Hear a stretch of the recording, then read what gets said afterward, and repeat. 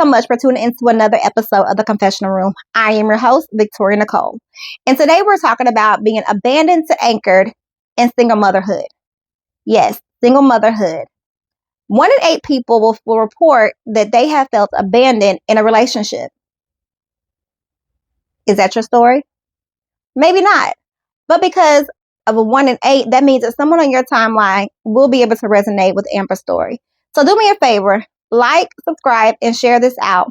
Be sure to leave comments. We want to hear your input. So thank you so much for coming and being a guest in the confessional room. I know that it takes a lot of courage, a lot of, convincing yourself that this is the right time to come out and tell your story. So let's just start there and let me say thank you to saying yes. I know for me personally, when I decided I was going to get on the platform and tell my business, I was like, oh my God, what are people going to say? But I am a true believer that your testimony is so that you can testify so that other people can come out. And so I just personally want to say thank you for saying yes, because you could have said no. You could have been like, this is not the time. And in that, I will still respect your answer, because I know, again, that it takes a lot of courage and pep talks and prayer to say, okay, this is a time that God has given me to tell my story. So first, I want to say thank you. And then tell the audience, the people out there, a little bit more about yourself. That was my intro about you, but who are you when you look at yourself in the mirror? I pretty much have the same kind of things. I'm a mother before anything at this point. I have a 3-year-old son and a 7-year-old son. I teach. So outside of my kids, I'm able to love on other people's kids. And that's pretty much what I have going for me these days. That's pretty much who I identify as. So you identify as a mother, a teacher, and a friend. But who is Amber when you look at yourself in the mirror? That's who I am. And I know it's crazy. It made me sound like what? Like who? That's literally what I've become. And I'm sure we'll get deeper into it. But since being a mom, I don't have like a, separation from it. I'm always a mother. So I am. This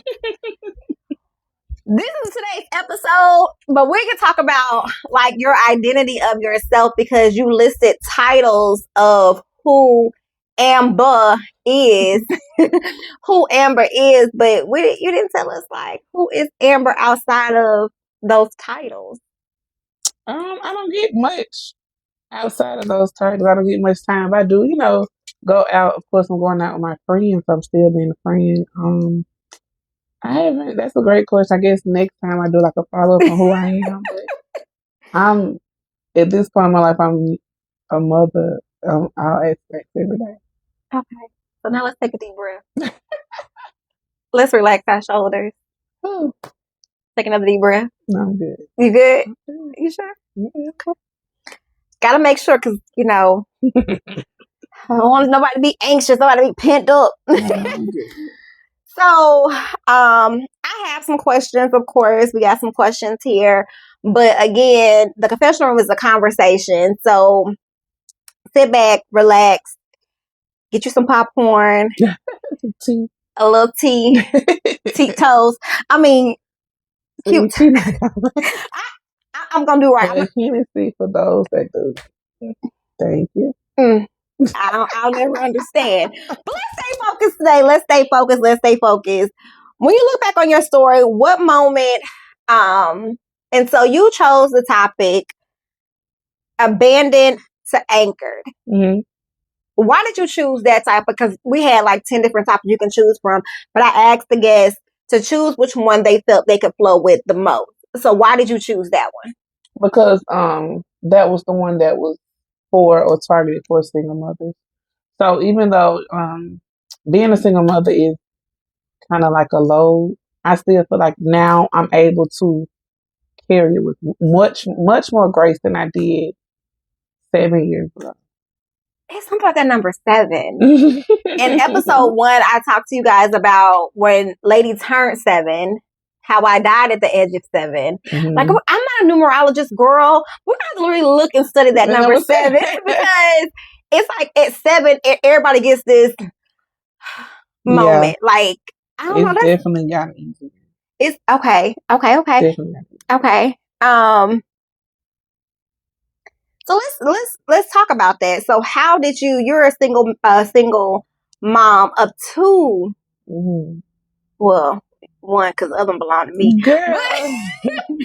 But so tell us about that journey of getting to single motherhood. Oh, girl. Who do I dog out first? No, I'm kidding. This ain't that. I'm just playing. On a I'm serious kidding. note, we are here to share her side of the story. This Right. the podcast, this interview is not about what someone else didn't do. We're telling our truth. Exactly. The confessional room is about your truth and how you overcome. So although we're joking, we're very, very serious about the things that we're talking about. So at no point are we trying to demean anybody. Absolutely. Are we trying to bash anybody? Are we trying to belittle anyone? Because we all have gone through things that made us make the choices that we chose. Okay. So back to our question, I want to put that little tidbit in it because if you come for her, you come for me. When you come for me, you come for her. And then we all gonna come together. Thank you. Hello. So it started, Christian is my first. I actually was married when I had Christian. Okay. Ooh. Whoop-de-doo. Whoop-de-doo. If I did it the right way, whoop-de-doo. No. So honestly, the first portion or first part of abandonment started within my marriage. So it is nobody's fault. No individual's fault. What happened was we were like 24, 25, just getting married. So not only are we trying to learn how to be husband and wife, we're trying to learn how to be mom and daddy. So that was a lot for both of us. So I got pregnant. I think we got married in July of 2017. I was pregnant by August. So everything kind of happens really quickly. So the first portion of abandonment started actually right after I had Christian. His dad, after I had him, I had an emergency C-section. I went to the hospital. I got sick. I told his dad. He was like, well, can somebody else take you? Because I don't want to take you and waste my time, like, for them to send you back home type of thing. So my friend Brianna took me. And when we got there, crazy enough, somebody had just got shot. So the emergency room was locked down. So they told Brianna she can take me, she can bring me in, but she can't go upstairs with me. So now here I am, a first time mom in labor and delivery by myself. Like while the whole hospital is on lockdown for somebody getting shot. Crazy work. So after that, the next morning I had Christian. I passed after birth, I passed the golf size blood clot. Passed that or whatever. Had the C-section, all of that. And his dad left the hospital to go be with his coworker. After my life was on the table. So I feel like that was the kind of beginning of I'm really probably gonna end up doing it by myself. No tea, no shade to anyone. I'm not talking about his father. I'm saying we got married in July. I was pregnant by August. We were married in July. His sister passed, I think, July, August, and I was pregnant by August, September. So everything had happened, so we were still first trying to be, husband and wife. And then we put mom and dad, and then my emotions, he's grieving, I'm pregnant, Amber, why didn't I know that? Like, this is not, as much as we talk, and I feel like we talk daily, that was a lot. Yeah. So I had my son May 7th. I think it was on a Monday. That following Sunday was Mother's Day. So anyway, his dad left the hospital to go be with his coworker. He came back the next day with his wristband cut off. And I'm like, what happened to your wristband? He was like, oh, it got caught in the machine. But you still have it? Okay. So his coworker obviously did not know he was a new father. Or married.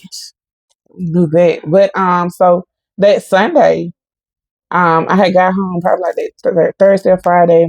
That Sunday, while we were home, it was so crazy. Just had my baby. It was Mother's Day. He was asleep. And you know me. I went through the phone. That's how I found out he had left me to be with the coworker. He had given her the address and talking as if he had never been married. And I wanted to, my postpartum thoughts was like, I'm gonna leave. I can do this by myself. Da da da. And crazy enough, we stayed in Park at Carlisle or Park at Carlton, whichever one we stayed in. And right when I was about to confront him about it, the apartments in like our complex caught on fire, but not our apartment, like the unit in front of us. Yeah, that was that. Yeah, I guess that's the beginning of it.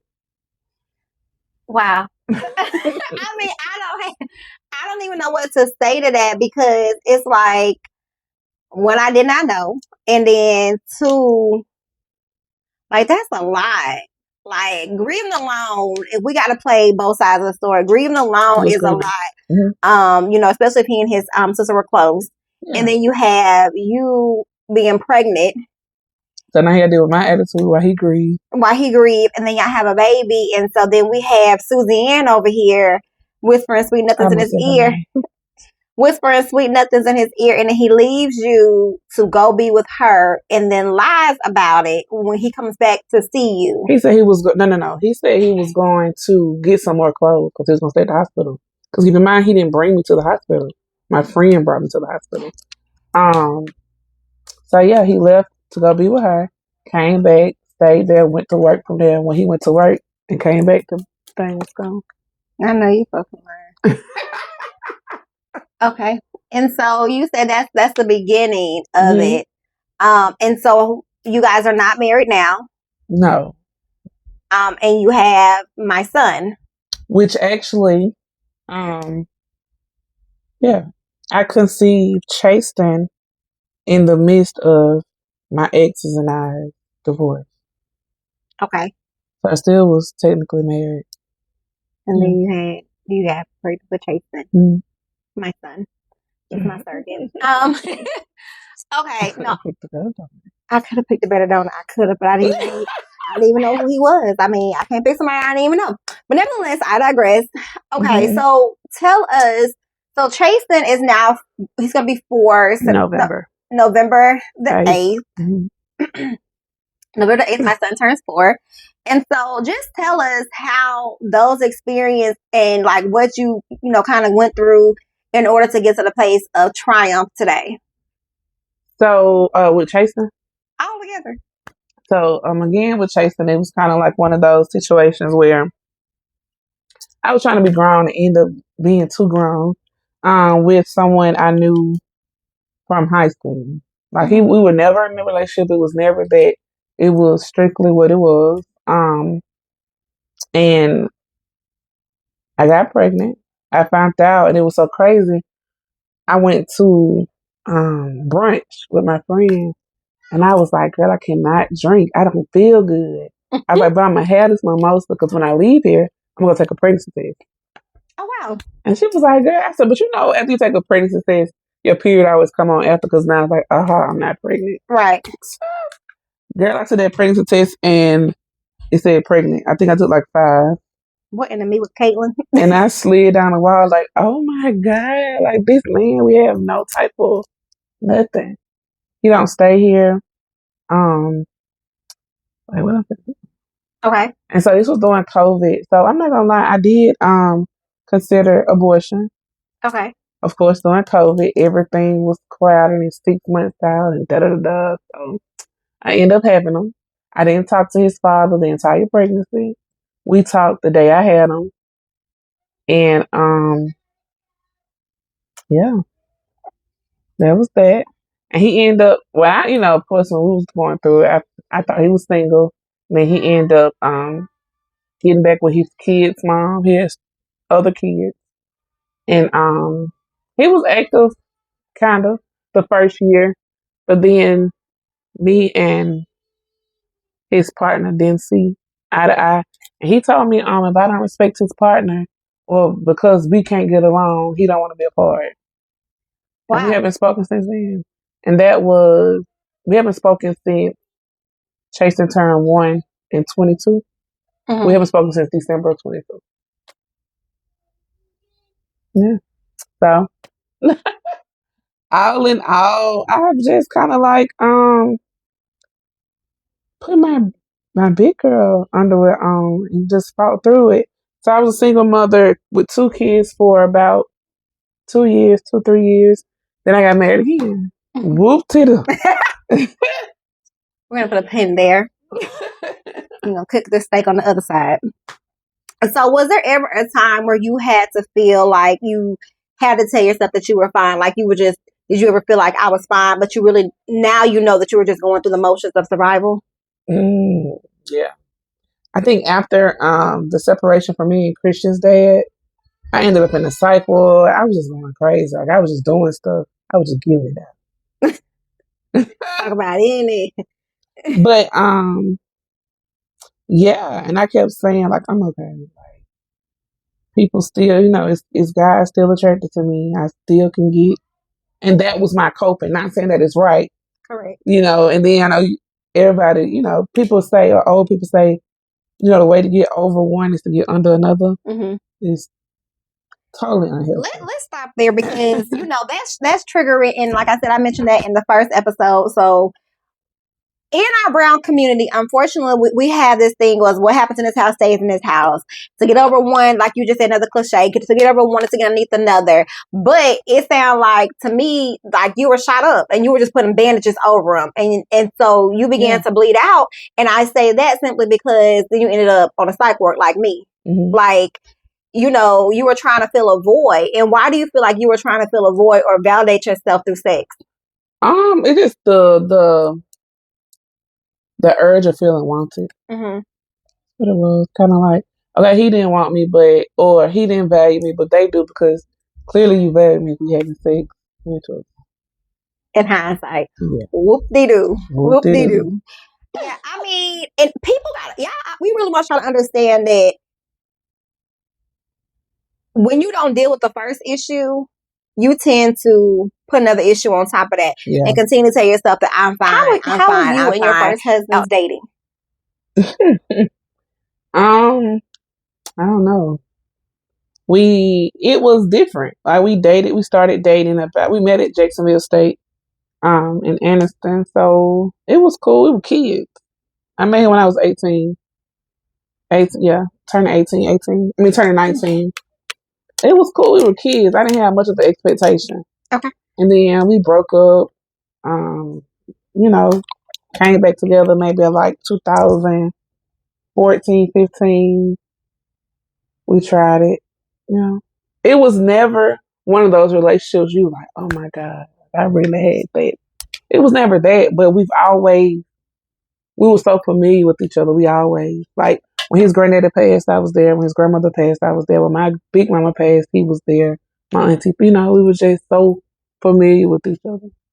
So do you think you chose him to be your husband because of the familiarity?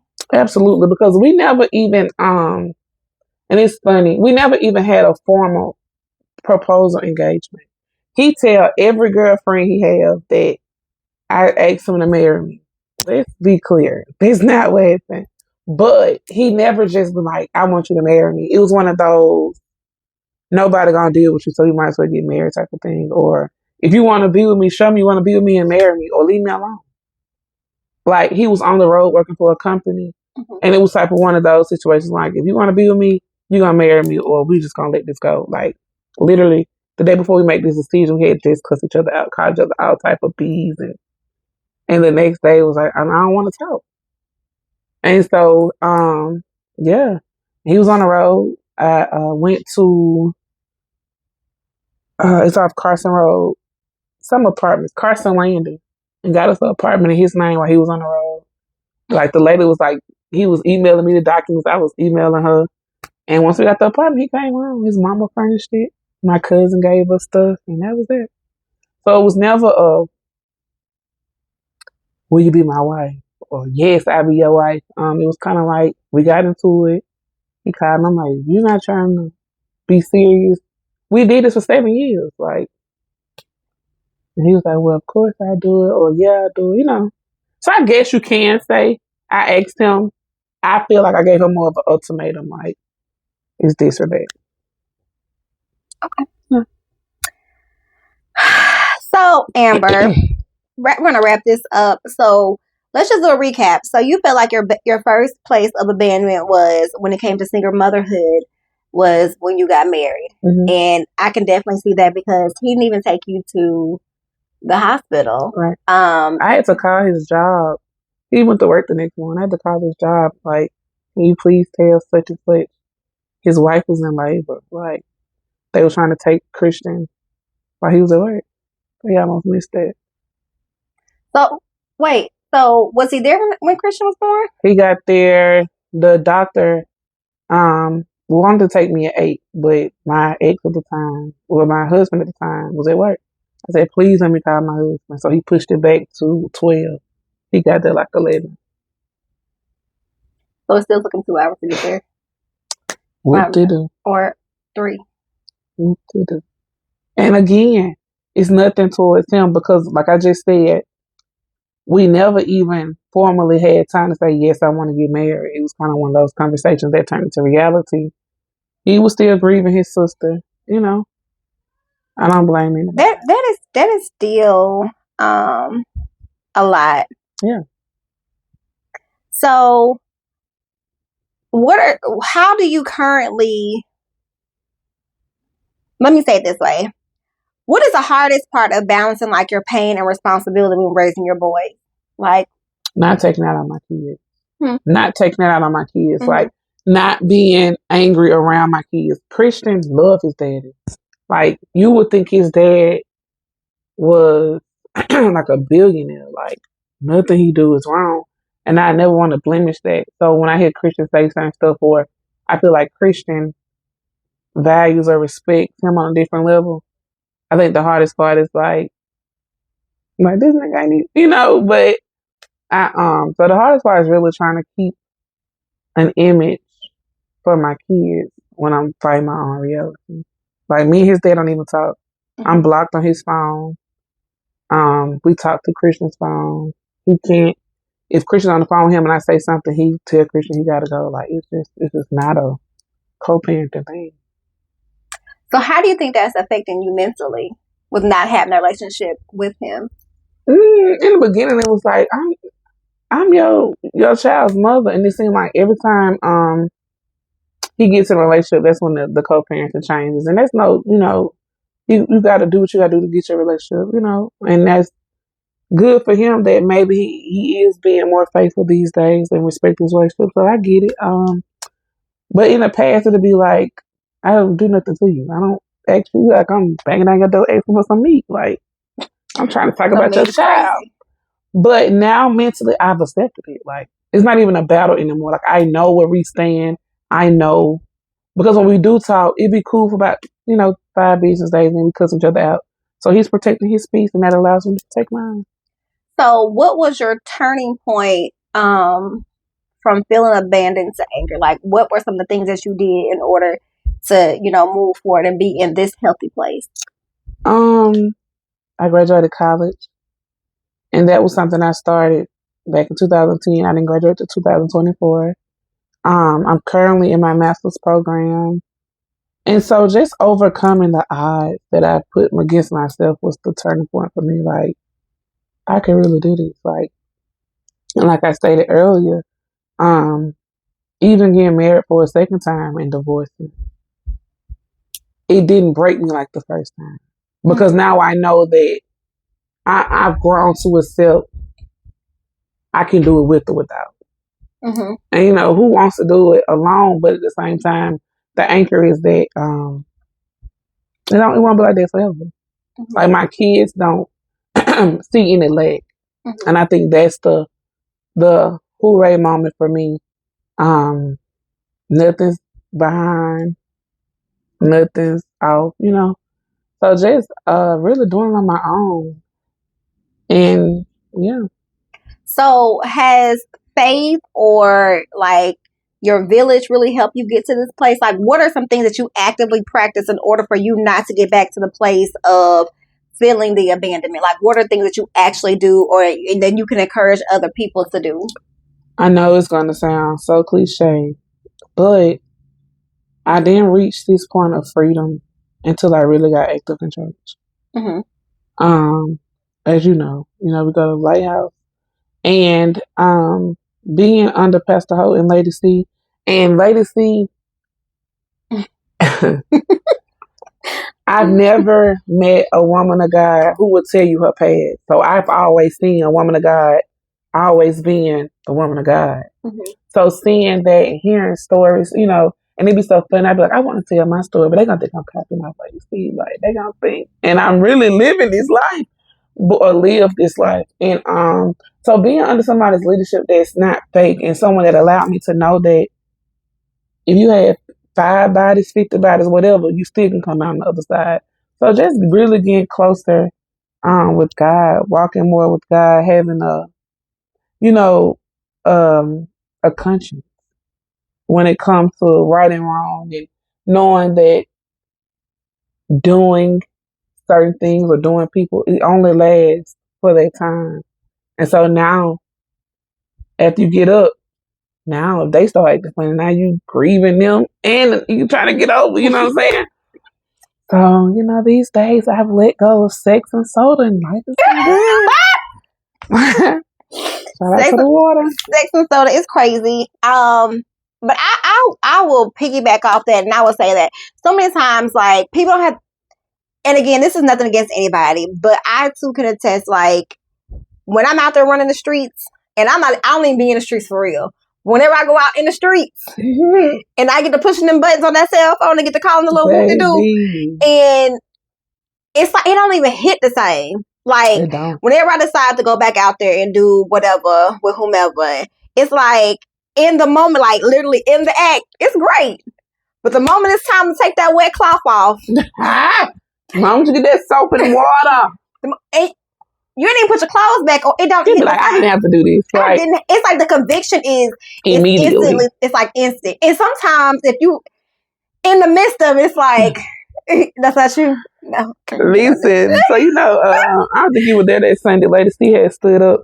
She was like, I'm giving y'all a warning. Temptation gonna hit y'all door, and it's gonna be with somebody, and you just can't give in. I text her like, girl, you should have texted me this last night. But here's the thing.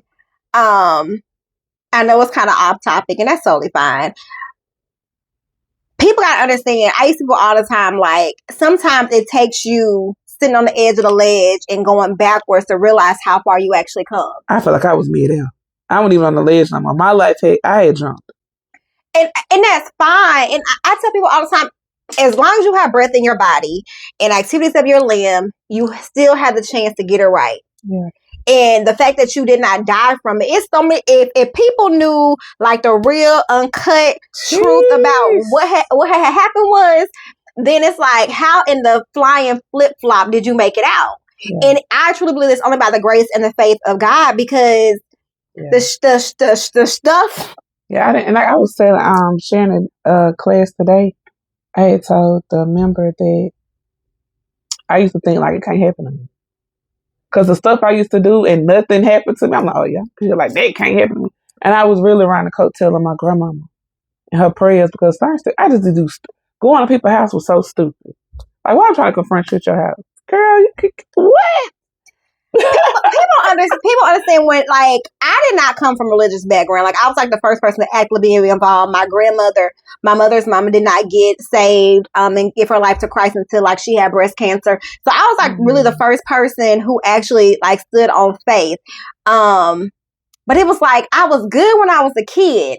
But when I came on over here to Alabama and I had freedom, it was like things just like went off. And so I say all that to say, going back to, sometimes we make a lot of mistakes in life, and sometimes we choose the wrong partner. Sometimes we choose the wrong relationships and friends. We hold on to family members, and our foes, we would try to make them justify their behavior. But as long as you have breath in your body, you still have an opportunity to get it right. Yeah. Like, the things that could have taken you out didn't. I believe personally, and Amber believes as well, and correct me if I'm wrong, like, for you, it was your faith. Like, you had to get to a place of acknowledging the fact that the same stuff that you was out there doing, a lot of people did not get to live for. Because if you at somebody's house, baby, you trespassing, so they do a click, click, pop, pop at you. Did I mean?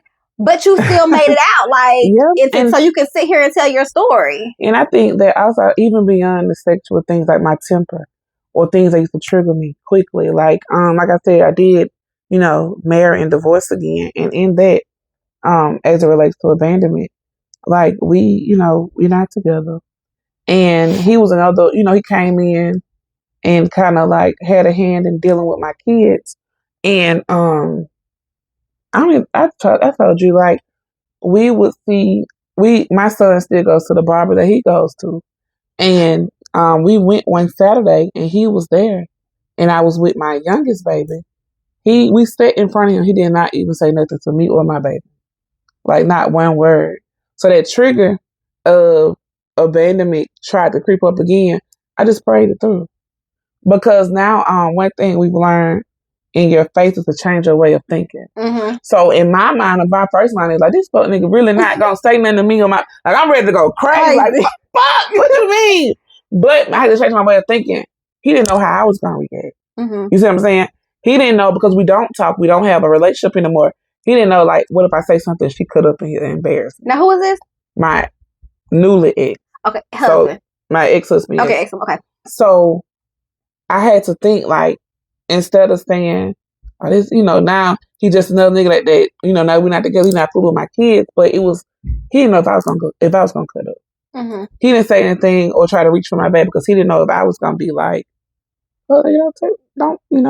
So you have to really change your way of thinking to really change your outlook of life, your outlook and your progression. Because if you're stuck in a mindset that everybody's against you, instead of thinking what they feel like you could say or do, you're going to always be backed into a corner. Yeah. And that takes a lot of growth. Like, it's easier, said than done, because it's like, in your mind, you got the right to say, what the fuck you mean we sitting here and you're not going to speak to me? Good. But at the same time, you have to, like you said, you have to change your way of thinking, because who's to say that, okay, he know my reaction. He know your reaction. Mm-hmm. He was trying to protect his peace. Yeah. And so sometimes when you're in abandonment becomes a survival mode. So therefore you thinking like, dang, so what can I do first? You know what I mean? Mm-hmm. But sometimes when you get to that place that you are, you're thinking about, the reactions of everything. Yeah. So if this had been, 10 years ago, 7 years ago, you probably would have turned everything which way in there. Oh, yeah, we got banned from the barbershop. But with your growth and your faith, you're now in a place where you can be in a room with a person who you don't have any dealings with, who have you feel some type of abandonment even in your marriage. Nearly 1 in 4 single mothers feel abandonment in their relationship, which is a crazy statistic, because it's like, I've even talked to married women and they said, I still feel like a single parent, even though I have a husband, even though I have someone to help take care of the bills, but there's still that loss of, abandonment in their relationship. Mm-hmm. And so the fact that you're now in a place where, you can be in a place with somebody who has meant you harm, or maybe they didn't even know. Because let's just look at the thing from a bigger standpoint. People only treat you the way that they have been taught to treat other people, or according to how people have allowed them to treat them differently. It doesn't. I listened to the radio the other day and it kind of made sense, but at first it didn't. He said, what did he say? My peanut butter jelly. It was good. It was good. Now I can't think of it, but basically, if I remember correctly, he was just saying people only treat you according to their growth. Mm-hmm. And if they haven't grown past that, then they'll never go.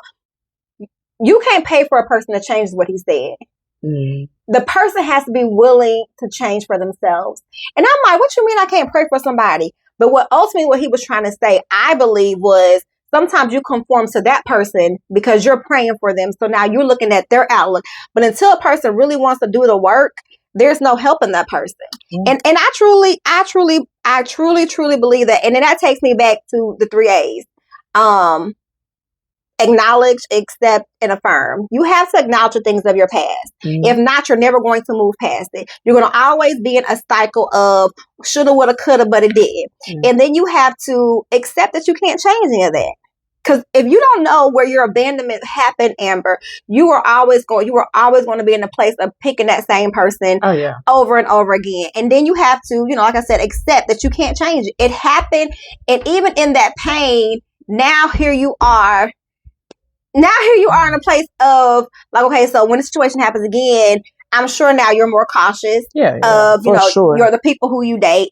And then you have to affirm yourself, like you said earlier, that you are deserving of a better and brighter future. Yeah. And so now all those things that happened, although they sucked and they made you feel some type of way, and you had that little short stay at, on the side. It was short. It was a little short stay. Sometimes we need a little vacay, okay? But in all honesty, had you not gone through those things, you would not be able to sit here and boldly talk about it without tears. You would not be able to encourage little girls at your school. You would not be able to, try and to minister or speak life into other people. Because in going back to our first lady, if our first lady was not as raw and uncut as she is, I wouldn't be. I probably would still want to be there. Because I need somebody to understand the things that I have gone through, and I need, for me, I'm a kinesthetic learner, I'm a visual learner. I gotta see the proof, like, because baby, me too. out here in these streets, they treat me alright sometimes. Now, the things afterwards may not be too well, but the streets be kind of treating me good when I be out there and I'm doing my little 1, 2, 1, 2. We thought they was treating us good, but this girl is crazy. I'm just joking. But yeah, abandonment really makes you. Abandonment is really set up for self-reflection. I like it, and so it puts you, because abandonment means that you're alone. Mm-hmm. But see, the thing that makes it abandonment is that you're alone and needing somebody. But that abandonment puts you in a position where it shows you that you can be alone and still achieve. You see what I'm saying? Mm-hmm. So I think that's the negative thing about being alone with abandonment. It's like, oh my God, everybody left me. I need somebody. We all need somebody. Mm-hmm. But when you self-reflect and kind of come out there, the anchor portion of like your for this series is like you do well in alone. You do understand that sometimes, like me, my biggest thing, even up to my last relationship, I kind of like love what you could do. Bring to me versus me coming whole and you just adding to it. I felt like I needed to be married to be happy. Mm-hmm. So I never walked into either one of my marriages happy. Mm-hmm. You see what I'm saying? I feel like I needed you to protect and provide for me. So I never felt protected or provided for. You see what I'm saying? So that was one of the things now. So now that I'm learning to be a better steward of my money, I'm providing for myself. I'm learning to think different. So now I'm protecting myself. You see what I'm saying? Mm-hmm. And I'm honestly happy with who I am. So I'm achieving the goals that I set way back then, because now I can truly say I'm whole. And like I say, it's no tea, no shade to nobody. It's just the people I've dealt with in my past, or everyone has been a lesson. Like even like this latest relationship, it brought me to my church. And I just feel like that was needed. In order to have a mirror reflect, like we keep referring back, to latest. I needed a mirror. Like, I don't want to curse too much on here. I could be promiscuous and still have a chance to be saved. Mm-hmm. And again, don't nobody try to share this and come for me like I had sex with 90 people in a month. That's not what I'm saying. But the 2 or 3 that I did deal with didn't want anything. Like, it was just that. And I was like, oh my God, he texted me, asked me what time he can come over. Nigga, I ain't asked me about 8. I ain't asked me nothing. Like, he just wants to, but yeah.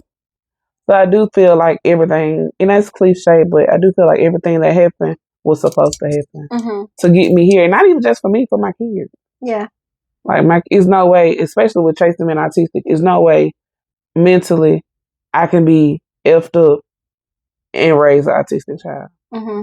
I would have just jumped out the tallest building. Because that's a lot. You know what I'm saying? So yeah. Well, you guys, we are at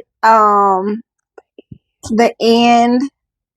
We are at the end, and I want to thank you so much again, Amber, because you did not have to say yes. You did not have to come and put your business out there. You didn't have to come and tell people that you was out there doing your 1 2 1 2. You didn't have to. But I say that so jokingly because sometimes we get on social media and we just assume that we know people. You'll post a picture with somebody and they'll depict your whole life like, oh, they must have did this, and this, and da-da-da. And it's like, that's crazy because you don't know. I don't know who said it, but they always say a picture's worth 1,000 words. Like, unless you've been there, you really don't know. Yep. If you've never had a conversation with that person, all you're doing is assuming. And so I want to thank you because it takes courage to get out here, on the social media platform, and people, they're going to comment and say whatever they want to say. But at the end of the day, so they see me married again. They go, whoop-de-doo. Whoop-de-doo. So if y'all see me, they, oh, girl, that's my biggest thing. I'm like, you the mother him. Whoop-de-doo. Whoop-de-doo. Whoop-de-doo. I don't know why we came with that last night, but whoop-de-doo. At the end of the day, in life, you have to continue to move forward. You got to, and for us, and I pray for you guys, you have to find somewhere that you are rooted and your faith is able to grow. You have to change your mindset on how you look at things. But in order to get there, you got to at least, understand there's an issue, that you have a problem, and that, I used to always say, people are like, well, she got a bad attitude. And my friends should always have to give people, let me just tell you about Victoria before you come around her. Cool. She really cool. You just got to get to know her. And it was like, so for a moment, I had to do like a self-reflection, like, why y'all saying that? You're weird.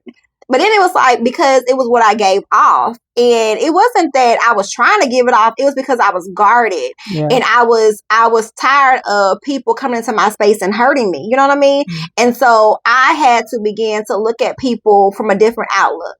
I had to, see if there was some true work that I had to do. So all I'm asking for you guys is to take Amber's story and do some self-reflection. Like, does any of the things that she said today echo with you? Does anything that she said today, resonate with your spirit, even a little bit? And even in that little bit, you may want to hone in to see why you feel that way. Yeah. And if you also get to a place where you're so defensive and you're like, oh, I can never do that, be careful what you say. Mm-hmm. Be careful what you say you'll never do. And if you were in that situation, because the one thing that I know, everything that I ever said, oh, that couldn't be me. Oh, I would never do that. Girl. I have had to eat those words. Sheesh. And so be careful with the things that you speak out your mouth, because unfortunately, sometimes those same things become your reality. Yeah. So again, Amber, I just want to say thank you for coming. And make sure you guys like and subscribe and share. And I'm fully aware that none of this may resonate with anybody. But if Amber is 1 in 4 people who feel abandoned in their relationship, if I'm a 1 in 8 person who was, sexually abused before the age of 18, that means that somebody, when you look in a square, has had these same issues. So with that being said, like, share, and subscribe, and to come back here every Wednesday at 7 p.m. on YouTube. Or if you catch it if you missed it, excuse me, we are on, Shopify? Nope, that's where you buy clothes from. Spotify. We are on iHeartRadio. We are everywhere but Apple Music because they playing with me. But even nevertheless, we're always here. And then, that's that. Do you have any closing remarks? I would just say, like you said, everything I say or something I said don't resonate with everybody. And that's probably as it pertains to being a single mother. But whether you feel abandonment from your parents, from your friends, from anybody, my biggest takeaway that I hope that anyone received is to get grounded in faith. And no, we're not advertising for any particular church, because everybody ain't for everybody. But I do say, get a covering. You can't do it by yourself. And as much as we talk and we pray together, we still need a covering over our friendship. So if nothing else sits with you, get a covering. And if you feel like church not for you, get into your word and cover yourself. But just get a closer walk with God. Get into your word. Yes, absolutely. Understand it for yourself. Yeah. If nothing else, pick a scripture that I think is you verse or you something. Find something that resonates with you and hold on to that. Onto that, because life is hard for all of us. Absolutely. And it be turning us every which way but loose. But I'm sure you can also agree. Going back to them four walls in that padded, well, it wasn't padded, Girl, but, felt like it. But going back into them four walls is not an option.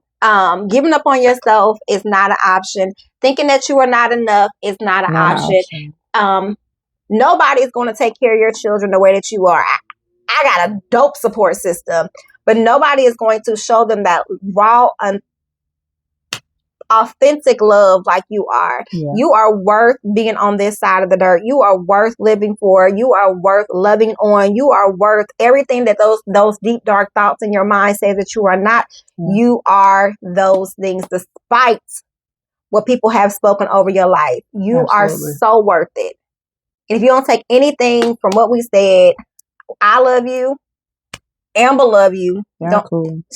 You know, she cool on you too. But no jokes, all jokes aside, you are loved. Yeah, definitely.